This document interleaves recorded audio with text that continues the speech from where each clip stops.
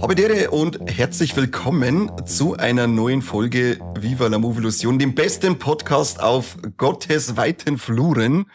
So steht es zumindest im zweiten Neuen Testament geschrieben. Im dritten, sowas. Und ihr hört es schon, wenn es um Bibel und Christentum geht, dann ist der Seppi natürlich am Start. Da ist er nämlich sehr bewandert. Bruder. Amen, Bruder. Amen. So, und jetzt sind wir Start, weil wir haben ein Schweigegelübde abgelegt. Exakt. Espiritus Sancti. Seppi, schön, dass du da bist. Selten, dass wir mir zwei Folge aufnehmen. Gefreut mich, dass du es wieder mal hier hat mit uns zwei. Wir haben ein sehr, sehr homoerotisches Date gehabt und sind im Cineplex in Vilsbiburg in der Sneak Preview gewesen. Hinten auf so einem Pärchen Love Seat ohne Hosen irgendwann unterm Film und haben uns überraschen lassen. Und die Überraschung war wo, Seppi? Was ist da gekommen für uns? Der Kreisel Piepser 5000. Oh, leck mich mal schon. Das ist der Helikopter-dicker Witz dagegen. Ja, absolut. Nein, es war Dust Bunny, ein wunderschönes Stück Film, muss man ganz ehrlich sagen. Das stimmt. Ja, da kann ich gleich mal mitgehen. Das war wirklich ein sehr, sehr schönes Filmchen. Kommt erst offiziell, glaube ich, jetzt dann irgendwann, der ist noch mal verschoben worden, ich glaube im Februar oder März. Da aber bei uns so frisch im Kopf ist, haben wir gesagt, nehmen wir jetzt einfach gleich mal eine Folge auf und hauen wir es aus, denn Viva la Movilusion ist nicht nur der Podcast, den man als erstes riecht, sondern auch der, bei dem ihr als erstes alles aus frischer Hand erfahren tut. You heard it here first. Genau, und dann könnt ihr nämlich dann im Februar oder März sagen, hey, von dem Film habe ich schon mal gehört, in einem Podcast vor 3 Monaten. Okay. Aktualität liegt im Auge des Betrachters, wie aktuell das jetzt sein soll. Seppi, um was ist denn gegangen bei Dust Bunny? Verzeih es einmal unsere Leute schnell mal kurz hier. In Dust Bunny, es geht ein wenig so, wir haben in einem düsteren, ja fast märchenhaften Großstadt-Szenario und folgen wir der kleinen Aurora, die so ungefähr 10, 12 Jahre alt sein wird. Aurora? Merkt euch den? Ja, 1965. Und die junge Dame hat ein gewaltiges Problem, denn sie hat so ein bisschen so die kindliche Wahnvorstellung, dass unter ihrem Bett ein gigantisches Monster haust und hat ein bisschen Angst um jeden, der ihren Fußboden berührt, dass er verschlungen werden könnte. Eines Nachts, weil ihre Eltern ihr das nicht glauben, wünschte sie jemanden daher, der ihr da ein bisschen unter die Arme greift und dieses Monster vom Erdboden vertilgt. Sie schaut dann bei einer Sternschnuppe nach draußen und sieht einen mysteriösen Mann durch die Gasse unter ihrem Fenster laufen und verfolgt ihn dann kurzerhand, in der Hoffnung, dass dies der von magischer Seite gesandte Retter ist für sie. Sie verfolgt ihn dann, wie gesagt, und schaut ihm dabei zu, wie er in Chinatown auf so einer Feierlichkeit. Eine Parade war das. Eine Parade nennt man das, genau. Parade, genau. Sagen wir es nur, Parade. Ja, und da vermöbelt er ein paar Leute, die sie in so einem asiatischen Drachen versteckt haben, wenn man so kennt aus dem Fernsehen. Klassiker. Und in Kinderaugen mag das dann vielleicht so ausschauen, als hätte er da jetzt wirklich einen Drachen getötet und dadurch ist er dann für sie prädestiniert als Monstertöter und sie versuchten zum Engagieren. Er glaubt ihr das natürlich nicht und hat eher andere Bedenken, dass das von ihm verursacht worden sei kann, denn zwischendurch verschwinden dann auch ihre Eltern. Und er meint eher, dass das Leute haben, die ihm ans Leder wollten und versuchte dann zum helfen, weil er halt ein bisschen Schuldgefühle hat. Und dann, eskaliert die Lage schon langsam. Ohne großartig zu spoilern. Genau. Weil, wenn man ich habe die Trailer nicht gesehen, Seppi hat gesagt, wenn man einen Trailer sagt, der verrät anscheinend ausnahmsweise überhaupt nichts, was wirklich da los ist. Darum versuchen wir es mir jetzt einmal spoilerfrei zu halten für euch. Und wird aber dann ein bisschen schwierig, also müssen wir echt auf unsere Zungen achten. Mhm. Da sollte man sich über was anderes unterhalten. Ja, das sollte man generell. Wir sollten uns immer über was anderes unterhalten wie Filme, weil wir ja offensichtlich keine Ahnung haben. Das stimmt. Ich habe jetzt da zum Trinken einen Dr. Pepper Freaky Vanilla Halloween Edition schon hier. Das ist mit in Mumie eingewickelt, Vanille Flavor. Schmeckt doch scheiße. Ich kann ein Mio Mio Mate Ginger gegenhalten. Das ist eine Köstlichkeit vor dem Herrn. Das ist mittlerweile mein Kaffeeersatz. Ja, ist ekelhaft. Das ist Weltklasse. Seppi, jetzt hast du schon so schön erklärt, sag uns doch gleich mal, wie hast du den Film gefunden? Was positiv überrascht? Wie oft bist du, oder fangen wir mal an so, ist es der erste Sneak gewesen oder bist du schon öfter beim Sneaken gewesen? Ich habe mich schon ein paar Mal in besondere Situationen hineingesneakt und muss ganz ehrlich sagen, mittlerweile habe ich einen ziemlich guten Track-Record. Also ich habe noch nichts gesehen, was mich rückwärts wieder aus dem Kino rausgehauen hätte, und so war es diesmal auch. Also ich bin, wie gesagt, ich habe es am Anfang ja schon angedeutet, ziemlich begeistert von dem Film. Fangen wir einfach mit dem Regisseur an vielleicht, weil das ist eigentlich eigentlich gar keine so eine uninteressante Person. Der hat auch mit dem Mads Mikkelsen, der da die Hauptrolle neben der Aurora spielt, auch schon eine ziemlich dufte Serie abgedreht, und zwar Hannibal war das damals. Mhm. Ich weiß zufällig, dass du die gesehen hast und dass du die ziemlich gefeiert hast, glaube ich, gell? Aber hallo, das ist echt eine hervorragende Serie gewesen, und ich habe es auch vor Zeit schon mit dem Kassettenschmerz erzählt, es ist immer nur im Gespräch, eine 4. Staffel zu machen. Also fingers crossed, baby, fingers crossed. Das war das auch. Aber der Brian Fuller hat neben Hannibal in den frühen 2000ern auch noch an andere Sachen geschrieben, ein paar Star Trek-Folgen und so weiter. Aber auch die Serien Dead Like Me und Pushing Daisies. Und wenn man die gesehen hat damals, dann wundert einen gar nicht, warum sein erster Spielfilm so ein bisschen ins Fantastische abdriftet, weil die Serien haben auch schon so einen märchenhaften, magischen Kniff gehabt. Also ein bisschen ins Mysteriöse, immer auch ein bisschen lustig. Und das hat er da jetzt mit Dust Bunny schon auch ziemlich gut wieder ausgelebt. Also wir haben am Anfang weißt du so gar nicht recht, was los ist. Die ersten paar Minuten lassen die eigentlich total im Dunkeln tappen. Da muss man irgendwie dranbleiben dann, bis sie dann nach und nach die ganze Szenerie so ein bisschen öffnet und man schon langsam merkt, was da eigentlich wirklich los ist. Das war uns sehr schön, finde ich. Und einen großen Teil des Films, warum der so gut ist, das ist einfach das Pärchen Mads Mikkelsen und jetzt muss ich schnell nachschauen, wie heißt das Kind? Die Aurora? Sophie Sloan. Die haben wirklich eine ganz tolle Chemie miteinander, finde ich. Es hat so ein bisschen Leon der Profi-Vibes zwischendurch, gerade immer irgendwie so ein bisschen niedlicher und süßer, und man grinst einfach gern. Man schaut einfach gern zu bei denen zwei.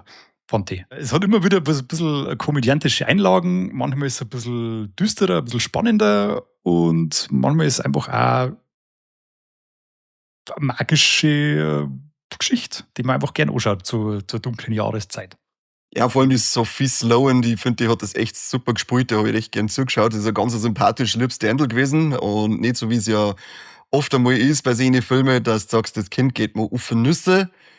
War hier wirklich das Gegenteil, die war ganz gut geschrieben, sie hat es richtig schön gespielt, und wie du schon sagst, es war eine tolle Dynamik zwischen denen zwei, so wie bei dir und deiner Katze, die du gerade in die Kamera hältst. Nicht, das meinst, was ich tue es nicht. Blöde Kuh. Und ja, ich finde auch, das ist so ein richtiger Film für diese Weihnachtszeit auch irgendwie gewesen. Das Märchenhafte, wo sie auch mit sich bringt, weil es finde ich auch gut gemacht, dass du ziemlich lang im Unklaren bleibst bei dem Film, und wir lassen eigentlich natürlich auch im Unklaren. Ist da jetzt was Magisches dabei, was Übernatürliches, oder ist es nicht? Da ist es nur die Einbildung von der Kleinen, und das finde ich auch ziemlich geschickt gemacht von dem Film, wie lang, dass er das nicht wirklich aufklärt.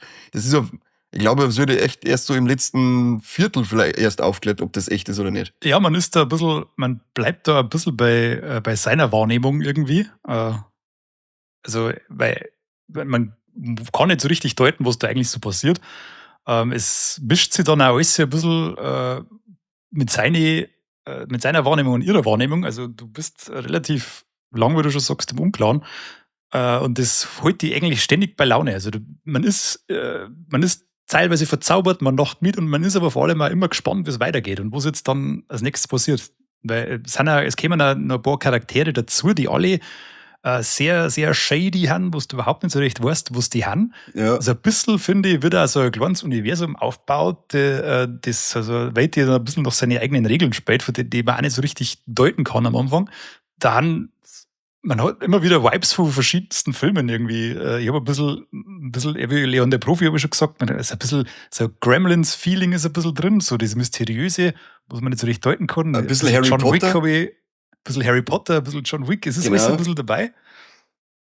Und deswegen macht der einfach wirklich Spaß, weil er so eine kleine, irgendwie ist er so eine laufende Referenz an ganz tolle Filme, bestimmte Szenen. Also es macht echt Spaß. Ich hab da auch ganz oft an andere Filme Dinge müssen, wie eben zum Beispiel auch an so Harry Potter-Dingen, wenn es dann auch, wie du sagst, diese Nebenwelt aufmacht, die so nach ihren eigenen Regeln funktioniert. Das ist ja auch so geschickt eingespielt, dass du sagst, okay, ist jetzt das so ein Versammlungsort wie bei Zauberer in Harry Potter, die keiner kennt, die keiner sagt, oder ist es einfach nur der stinknormale Untergrund und man meint es jetzt halt? Und auch mit den Figuren, wie dann später so wieder der geile David das Mädchen ist er dann noch dabei, bester Mann überhaupt. Und der ist ja dann auch schon wieder mit seiner Art wieder spielt, und wenn er da herkommt, dass du so sagst, ja, okay, ist jetzt das ein Mensch oder ist jetzt das vielleicht doch auch ein Monster, der in Menschenform auftritt? Das ist wirklich, also ich finde das hervorragend gelöst bei dem Film, wie er die ganze Zeit im Dunkeln umeinander tappen lässt, und es sind dann wirklich so ziemlich alle Figuren, da ist keine dabei, die mir irgendwie auf den Nerven gegangen ist. Ob das jetzt halt auch dann die Sigourney Weaver dann noch, die ja da so einen größeren Antagonistenpart dann irgendwann einnimmt, oder die Sheila Atim, die vermeintliche Jugendamtvertreterin. Es sind wirklich, alle Figuren sind saugut geschrieben, sind nachvollziehbar, handeln alle nachvollziehbar, und es ist, also der dauert ja fast 2 Stunden, oder? Wie lange hat der dauert? Hast du gerade im Kopf, oder steht's da irgendwo? 1 Stunde 46? 1 Stunde und 46 Minuten. Und der hat sich für mich keine Sekunde gezogen, sondern ich war komplett gebannt, die ganze Stunde 46. Ich hab zu dir gar nicht mehr umgelangen können in der Zeit, weil ich wirklich mich auf den Film konzentrieren wollte. Du warst da wegen mir schön zusammengefallen dann. Ja, du warst da wegen lästig danach, habe ich auch gemerkt, aber da habe ich halt Prioritäten setzen müssen. Das war nicht dein Dong. Und das Einzige, wo es mir vielleicht ein wenig, also man merkt immer ein bisschen an, dass das Budget nicht allzu hoch war scheinbar, weil es kämen doch ein paar Effekte vor, die zwar dann auch, glaube ich, wieder mal teilweise handgemacht werden, aber wenn es richtig CGI wird, dann sagst du es halt Vollgas an, dass es jetzt richtig CGI ist. Also es ist nie so, dass du sagst, das reißt mir jetzt aus dem Feeling raus, zumindest war es bei mir nicht so, mir hat es nie rausgerissen, aber es war schon immer so, dass du sagst, ja, okay, das ist jetzt auffälliges CGI, das kann man wahrscheinlich mit dem Zwickel 20, mit der Zwickel 20 mehr hätte man es wahrscheinlich besser hingekriegt, aber für das ist es trotzdem super schön ausgearbeitet. Ich finde, dass er das ganz lang, also das fehlende Budget, macht er ganz lang mit sehr guter Kameraarbeit wett. Also immer so ihre Perspektiven so ein bisschen von unten auf verfilmen und so weiter, also auf bestimmte Szenen immer, die er dann irgendwie größer erscheinen lässt, als wirklich han. Dann haben wir ja teilweise schon ein bisschen so in so einer Art Kammerspiel drin, da wo halt einfach die Umgebung auch sehr, sehr klar kompakt gehalten ist, aber trotzdem immer irgendwie alles so ein bisschen größer wirkt. Und das macht er ganz geschickt, aber wie du schon sagst, es gibt dann ein paar so Szenen, da merkt man es eben schon an. Aber das verpufft. Ist jetzt kein großer Kritikpunkt. Also nicht so wie bei Netflix-Film XY, wo du einfach mal hinschauen kannst. Ja, oder ehemalige Marvel-Filme. Ja, oder DC. Es wird ja den einen oder anderen Kandidaten geben. Ja, Handvoll hat es da gegeben, da ist ja das Geld ausgegangen für gute Effekte. Oder Zeit, oder die Lust, oder das Können, oder alles, ich weiß es nicht. Was ich richtig schön fand, was er gemacht hat, ist die Perspektive von der Kleinen zum Beschreiben, also dieses Kindliche, auch wie sie dann verheult, um eben nicht den Fußboden zu berühren, wenn sie mit ihrem Nilpferd umeinander fährt, und wie sie Sachen sagt und erklärt und sagt. Ich finde, also das hat so, weil manchmal sind Kinder, finde ich, irgendwie so geschrieben, als war in dem Kinderkörper ein 30-Jähriger, wenn sie reden. Was sagst du? Kein Kind redet so, kein Kind sagt irgendwie so oder erklärt so, halt doch dein Maul einfach. Und da finde ich es wirklich so richtig glaubhaftes Kind gewesen, dem ich das die ganze Zeit abgekauft habe, dass das auch wirklich aus einer Kindersicht jetzt erzählt wird. Ja. Das hat mir sehr gut gefallen, dass man da mal nicht so dieses schlagfertige mit 30er Kind im Körper vom 8-jährigen Dirndl hat. Naja, sie war halt auf eine kindliche Art schlagfertig. Ja, also sie hat halt so reagiert, wie man es von einem cleveren kleinen Kind erwarten darf und nicht von einem Kind, der das jetzt da Erwachsenentexte auswendig gelernt hat. Ja, genau. Das war wirklich sehr natürlich umgekommen. Das ist wirklich eine tolle Schauspielerin, also muss man ganz ehrlich sagen. Und hat eine schöne Tragik, finde ich, mit dahinter, wenn man dann erfährt, was sie eigentlich schon durchgemacht hat. Das finde ich, ist mir erst im Nachhinein bewusst worden, was da eigentlich für eine Tragik hinter dem Kind, hinter ihr steckt und wie viel mehr Bedeutung das dann eigentlich hat, dass sie diese Beziehung zu Mads Mikkelsen da aufbauen kann. Das fand ich eigentlich auch ganz eine schöne ein Nebenstrang, der so mitläuft, der mir erst im Nachhinein richtig aufgefallen ist. Ja, und auch bei ihm wird ja kommt ja noch was auf, was dann auch ein bisschen so seine Motive ein bisschen tiefer werden lässt am Schluss. Wo man dann auch merkt, warum er jetzt ja schon fast ein bisschen väterlich agiert für das völlig fremde Kind, das ihm eigentlich auch scheißegal sein kann. Also da werden so durch kleine Momente werden die Charaktere dann noch deutlich greifbarer wie am Anfang. Er hat aber den ganzen Film, glaube ich, auch keinen Namen nicht gehabt, oder? Er war immer nur ihr Nachbar. Habe ich das richtig im Kopf? Er ist in der Besetzungsliste als Intriguing Neighbor aufgeführt. Finde ich auch gut. Geil, da gibt es generell nicht recht viele Namen, wenn man sich das so durchliest. Formidable Woman, Intimidating Woman. Ja, der Conspicuously Inconspicuous Man. Father, also Hitter, Mother, Waiter. Es ist schon sehr alles im Düsteren gehalten. Das, wenn man so auf Anhieb anschaut, dann hat man eigentlich nur 3 Namen. Und zwar die Aurora, dann die Brenda, das ist die Jugendamtvertreterin, und Laverne, das ist Sigourney Weaver. Ansonsten ist da jetzt kein einziger Name aufgeführt. Das ist mir so noch gar nicht bewusst gewesen. Wir haben nur 3 Namen, obwohl wir doch einige mehr Figuren sehen. Ja, da wird sich nicht viel vorgestellt in dem Film. Das crazy, um es mit dem Jugendwort des Jahres zu sagen. Das crazy. Unbedingt. Jugendwörter sind wichtig. Ja, das sind die wichtigsten überhaupt. Ich bin ja gespannt, wie der dann bei uns und andere Länder ankommt und läuft. Du hast ja schon gesagt, im Februar, ich glaube am 19. Februar oder sowas läuft er dann bei uns. In die USA hat er nämlich nur einen Limited Release gekriegt. Ist nur in ein paar hundert Kinos gelaufen und hat anscheinend auch nur $400.000 oder so Eigenheim bis jetzt. Also da ist schon die Strategie scheinbar zielt schon darauf ab, dass er möglichst schnell irgendwo in einem Streaming-Abo oder so landet, habe ich so das Gefühl. Weil diese besonderen Filme heutzutage scheinbar so ein Nischenpublikum dann ansprechen, dass man da von vornherein davon ausgeht, dass die im Kino gar nichts mehr reißen werden. Obwohl das für mich eigentlich ein prädestinierter Kinofilm ist. Voll, ja. Weil der genau diese Leinwandmagie herzaubert, die man sich halt einfach wünscht vom gelungenen Kinoabend. Deswegen kann ich das überhaupt nicht nachvollziehen, warum der nicht besser in die Kinos läuft. Ich hoffe, dass das bei uns anders ist und dass der nicht jetzt irgendwie nach 3 Wochen dann schon in irgendeinem HBO Max-Abo oder sowas drin hockt und da komplett vergessen wird, weil die alles zuschwammen mit allem möglichen Müll. Das war schade. Ja, vor allem, er war halt wirklich perfekt jetzt für die Weihnachtszeit gewesen, um den ins Kino zu bringen, weil das ein richtig schönes Feeling gehabt hat, aber er ist ja auch so gut wie gar nicht beworben irgendwie. Ich habe an dem Tag, als es nicht gelaufen ist, durch Zufall hat's mir den Trailer auf Instagram einer geschwappt.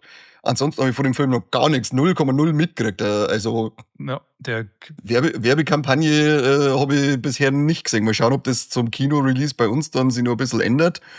Aber aktuell ist es, so wie du sagst, anscheinend wirklich drauf aus, kurzen Kino-Release und dann ab auf die Streaming-Plattform. Ich hoffe, dass er da irgendwie vielleicht auch dann noch einen guten Blu-ray-Release oder sowas noch zum mehr als nur Geheimtipp wird. Da die ihm auf alle Fälle wünschen. Ich möchte unbedingt mehr der Filme von Brian Fuller sehen. Mhm. Ich habe Pushing Daisies hat mir damals schon sehr gut gefallen, weil das auch so ein bisschen schräger Style war. Habe ich nie angeschaut. Das ist dann aber nach 2 Staffeln abgesetzt worden, ohne irgendwie groß aufgelöst werden zum Mehr, glaube ich. Und Hannibal sowieso top. Das war wirklich Oberwelt. Also da muss unbedingt mehr kommen. Da gibt es dem Mann mehr Geld, mehr Chancen. Der soll seine Magie weiterzaubern können. Toller Mann. Deine Erschung, ja. Das würde ich auch sagen. Ja, und eben auch handwerklich wirklich gut. Also, wie du vorher schon mal gesagt hast, mit Kamerafahrten, also unglaublich schöne Beutel zaubert und geile Kamerafahrten und Einstellungen. Das Score ist auch richtig schön märchenhaft. Also, für mich passt der Film. Ich glaube, ich muss auch noch mal korrigieren. Ich habe erst 4 von 5 gegeben auf Letterboxd, aber ich glaube, ich muss ihm die volle 5 geben, weil die hat er eigentlich verdient. Die muss ich ihm, glaube ich, geben. Lass mir noch mal durch den Kopf gehen. Da ich sagen, das überlege ich mir jetzt nur noch die Tops und Flops, auf die wir jetzt eigentlich schon schwenken können. Und außer du hättest noch irgendwie, was du unbedingt loswerden möchtest, außer die Beschwerde, dass ich nicht weiter an dem Dong gespielt habe, weil mich der Film so gefesselt hat. Ja, die lassen wir jetzt. Schauen wir mal, wie es die in Zukunft dann aufhörst, wenn wir miteinander ins Kino gehen. Ob es das vielleicht wieder gut machen möchtest, dann lassen wir das jetzt mal ungeahndet. Aber Tops und Flops, schwierig bei den Flops. Ja. Also Top ist auf alle Fälle wie die Geschichte aufgebaut ist, wie mysteriös, dass das alles gehalten wird und die immer wieder aber droh halt, dass du wissen möchtest, was jetzt als nächstes passiert und was da dahinter steckt und einfach der gesamte Aufbau von dem Film, der hat mir super gefallen. Der ganze Stil, die Bildgewalt teilweise in kleinen Szenen richtig schön, richtig stark. Flop ist echt kann ich da nicht sagen. Ich hab keinen. Für mich ist das der perfekte Kinofilm gewesen. Ich mag sowas. Da kann ich raus komplett aus, wenn du noch keinen Flop sagst. Ja, hilft nicht. Aber es ist Weihnachten, also dürfen wir nicht hauen. Das stimmt, das machen wir. Wir spielen jetzt die Weihnachtskarte und sagen wir keinen Flop, weil ich habe nämlich auch tatsächlich keinen. Ich müsste mal wieder irgend so einen Bullshit-Flop aus die Finger ziehen, wie mein Flop, ja okay, oder doch, dann habe ich einen Flop, und zwar die fehlende Marketingkampagne für diesen Film, damit der mehr Aufmerksamkeit kriegt, ist dann jetzt einfach mein Flop. Ja, das ist wie wenn man auf Amazon ein Produkt ein paar Sterne abzieht, weil die Lieferung scheiße war. Ja, genau. So der Corby nimmt er nicht genau. Der bewertet ja einen Film gut, gerade weil er die Leute im Kino lustig gefunden hat. Also. Ja, das ist halt der etwas andere Kritiker. Ja, genau. Der etwas downige Kritiker ist er da. Und mein Top ist die, hast du zwar schon erwähnt, aber die Claudia hat jetzt einfach nur mit die Dynamik zwischen der Aurora und einem Nachbarn, Mads Mikkelsen. Das ist wirklich richtig schön, die zum Zuschauen und zu sehen, wie die immer weiter zusammenwachsen und immer besser zusammenhelfen und da wirklich eine schöne, so eine Art Vater-Kind, Vater-Tochter-Beziehung aufbaut. Das fand ich unglaublich liebenswert, eigentlich, möchte ich schon fast behaupten. Das Wort habe ich, glaube ich, sowieso noch nie benutzt. Da wird es Zeit zu Weihnachten. Da ist ich sagen, ja, ich bin richtig in Christmas-Stimmung, dass er seine Wörter rausballert. Dauerhaft und liebenswert und formidabel ist das auch geschrieben, die ganze Sache. Wie? Jetzt aber. Triple Threat, Seppi. Haben wir mir Titten? Na? Haben wir mir tote Tiere? Na? Haben wir entblößte Trompeten? Auch nicht. Kein einziges T erfüllt. Also könnt ihr euch die 20 Minuten, das jetzt zugehört habt, in denen wir geschwärmt haben, wieder streichen, weil eigentlich ist es ein riesiger Haufen Käse. Das Rating beweist, ja. Genau.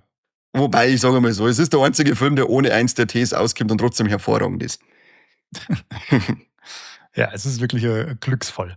Da ich auch sagen. So, das war's. Kurz und knackig, da ich sagen. Recht viel mehr. Wir haben es wirklich geschafft, dass wir, glaube ich, spoilerfrei komplett waren.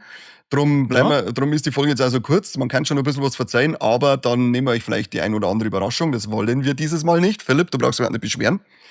Also bis Februar habt ihr es wieder vergessen, was wir überhaupt verzeiht haben. Hätten wir eigentlich spoilern können, weil unsere Hörerschaft ist, glaube ich, nicht die hellste. Die können sich nichts länger als 4,5 Sekunden merken. Aber gut, jetzt haben wir schon. Das ist ein schönes Schlusswort. Jetzt haben wir es schon übersehen, ja. Ja, was möchtest du sagen? Kennst du es ja, du hast schon ein paar getroffen von den Clowns. Aber trotzdem vielen Dank an alle, die zugehört haben, das ist schön. Macht das Steady-Abo aus Dankbarkeit für das, dass ich euch so schön wüst beschimpfe hier. Außerdem ist Weihnachten, es könnt ihr auch verschenken, das Steady-Abo. Das war ja auch ganz epsi. Lasst eure Liebsten teilhaben an unsere geistigen Ergüsse über Filme, wo man dann immer wieder sagt, warum zahle ich Geld für den Scheißdreck? Die haben doch null Ahnung. Aber es ist auf alle Fälle wert, verschenkt es. Seid lieb zueinander, seid brav zueinander, seid brav zu uns, wir sind brav zu euch. Seppi, du warst brav, als du mitgemacht hast, vielen Dank. Sehr gern, sehr gern. Dann schöne Feiertage, weil die Folge kommt raus, ich glaube jetzt einen Tag vor Weihnachten. Darum wünschen wir euch jetzt noch schöne Weihnachten, schöne Feiertage. Tut's brav sein. Besinnliche Zeit. Wenig Streitereien am Familientisch. An alle Veganer, die mit einer Familie zusammensitzen müssen, denen wünsche ich ganz wenig dumme Fragen, was jetzt eigentlich ist.